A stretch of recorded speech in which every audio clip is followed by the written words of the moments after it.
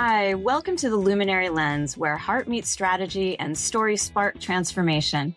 I'm Rebecca Kaykas-Wolff, a marketer, conversation curator, and your host. Today's episode takes us onto the polo field, yes, with horses, but also into the heart of the sport as a business, a tradition, and change. Megan Judge is here with me today, and she's a pioneering force in modern polo. She's the manager of Central Coast Polo and a candidate for this year's USPA Governor-at-Large that we'll learn a little bit more about later. She's also reimagining what the sport can be, especially for women, students, and future leaders. Megan, I am so glad you're here. You're not just growing polo, but you're rebuilding its foundation. And I'd love to begin by exploring what drives you. Hi, Rebecca. Thank you so much for asking me to do this. I own and manage Central Coast Polo Club that's in Los Osos, California.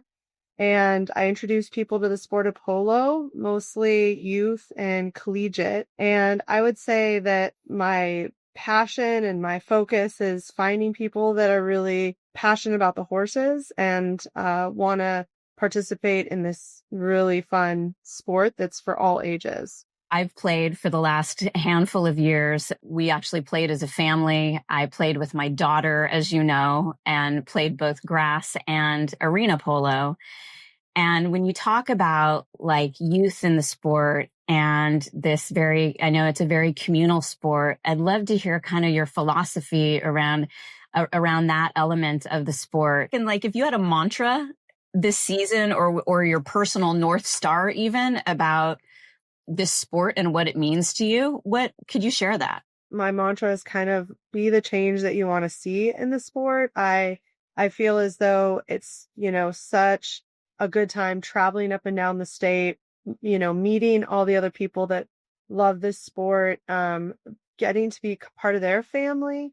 Because growing up, I grew up with my grandfather and I went to a lot of, polo events, and we went to different clubs, and being at different clubs, you met different people, but they became part of your family. And even, 30 years later, the people that I started with are still in the sport and they're my family. I see them at the field and hugs and kisses and, everyone checks in, see how their kids are doing, and watching their kids. I now coach some of the youth that are the kids of people I used to play with. And that's just awesome. I used to babysit some of the kids that are playing professional polo at like the highest 16, 20 goal level now. Two comments for listeners there. One is just around the familial nature of the sport, that I think that because it's seen as such an elite sport, I think most people, unless you're close to horse sports, you might not have that appreciation for how communal,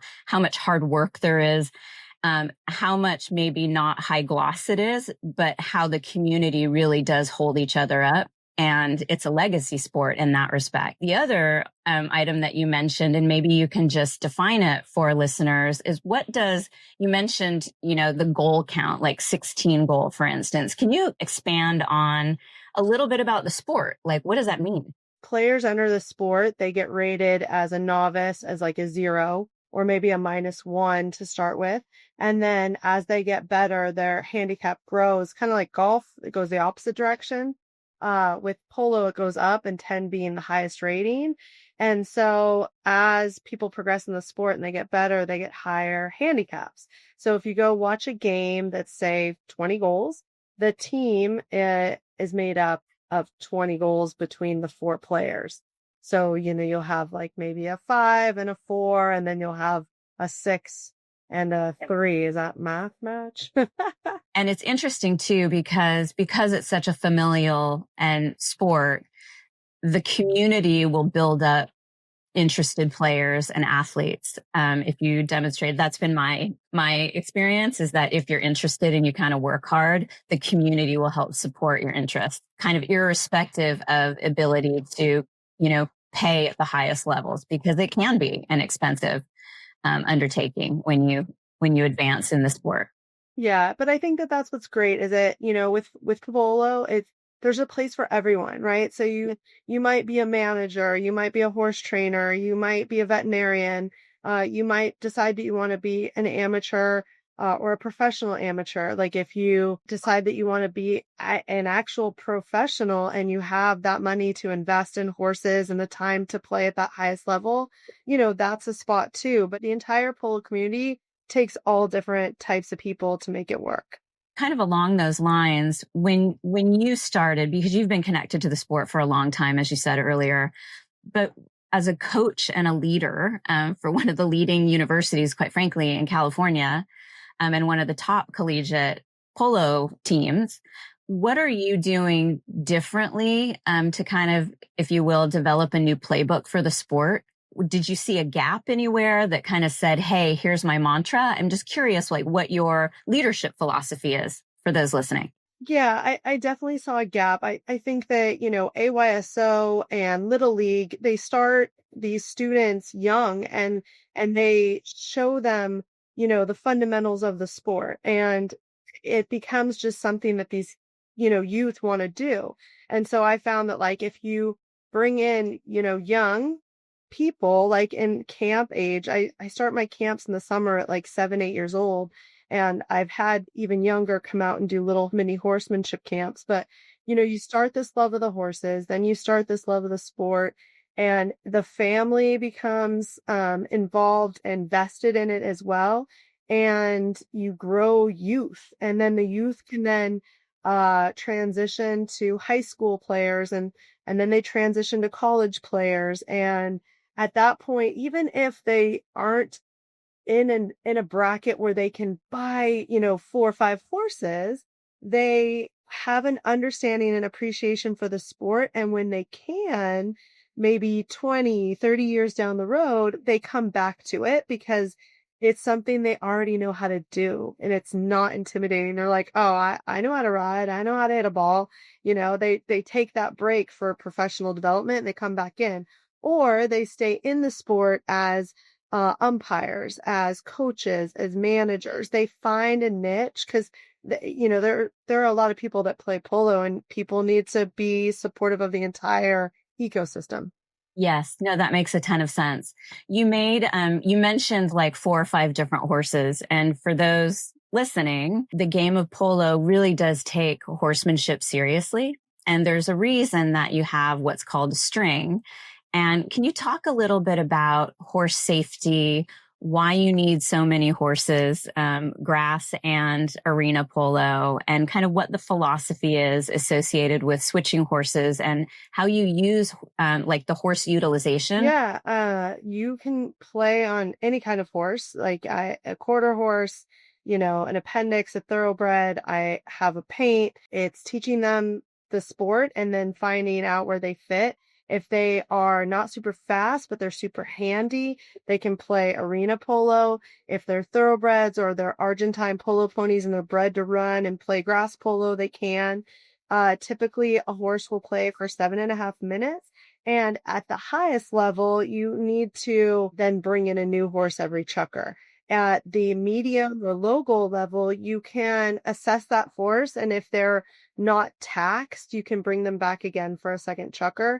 And in the arena, we double chukker horses. And, polo cross is a great example. They use like one horse, right? So we use two, and some people, 3, 4. So let me ask you a question, just kind of circling back on the personal growth piece, especially for young athletes. You've coached so many different people, and I'm curious why you think polo in particular is such a powerful vehicle for leadership development and personal growth for young men and women. I think that's a great question. The military used polo to train for years, and I think it talks about resiliency, and I think it talks about adaptivity and, being able to, critically think. And every single time you get on a horse, every horse is different. Hop on a horse and figure out that horse in just a few minutes. For interscholastic and intercollegiate polo, they play split string. So they each ride each other's horses. When you as an adult play as an amateur, as a pro, your horses, but those still need so much fitness, so much nutrition, so much care. And we quickly talked about it, but turnout time. And so they can competitively play for maybe, 4 to 5 months. at a maybe an amateur level, maybe 2 to 3 months at the high goal level, and then they need a break so that their bodies can just like reset. And it's important that some people, look at the weather and things like that. So they might play while the weather is good, and then they rest their horses when the weather's not so great, or they turn them out in a different location. But yeah, and I think that working with 3 other people, or two for the arena, you have to have a game plan. You have to have accountability, and you have to be uh, cognizant of the strengths of your team and your strengths, and be able to assess all that stuff and play a game on horseback, and not, basically bring your best self to the field. And I think that you can't take a cell phone with you, which is probably one of the best things about it right now, right? Because if you're distracted, you're not going to be able to ride the horse and play polo. So, and I think it boomed during COVID because it was outdoor and it was accessible, and we had a boom from COVID. So all these youth started playing, and now that has filled up our college teams.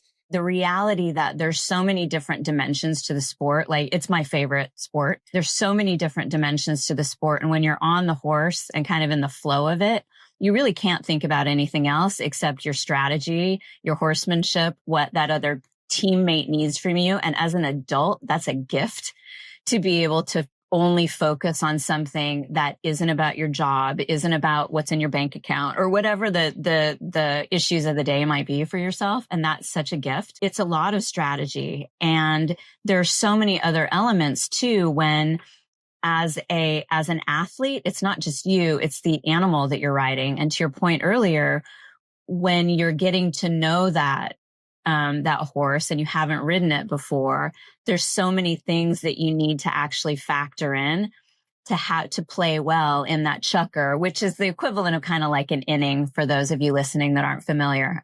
I'm curious, we talked a little bit about women in the sport, but what do you think might be the most untapped potential for women in the sport? And do you know how many women players are registered in the United States, just out of curiosity? Yeah, I'm pretty sure it's getting to a split of 50-50. So there's probably at least 2,000 women.